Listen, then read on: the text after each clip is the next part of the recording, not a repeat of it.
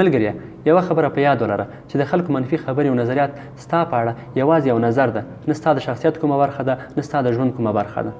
د خلکو دا عادت ده چې د نورو خلکو پسې منفي خبرې وکړي، نورو خلکو ته بد ووایي، رد ووایي، د هغوی زړونه ورمات کړي، د هغوی د کار خنډ وګرځي. دا خلک عادت لري. خلک حتی د پیغمبرانو پسې هم خبرې کوي، حتی د رب متعال پسې خبرې کوي. نو څه پاتې چې ما او تا ته یې ونه کړي.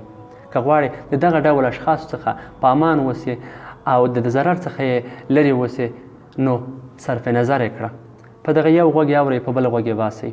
د دې خلکو سره جر و بحث مه کوئ، ځکه که دغه خلکو سره تاسو جر و بحث وکوئ، هغوی ته خوند ورکوي او هغوی په دې بریالي کېږي چې ستاسو حالت در خراب کړي.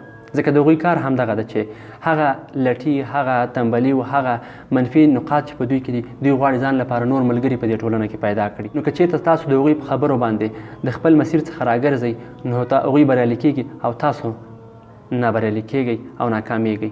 نو د دغه ډول خلکو سره هیڅ خبرې مه کړئ، هیڅ بحث مه کوئ، په یوه یې اورئ، په بله یې باسئ. تاسو به هلته بریمن اوسئ.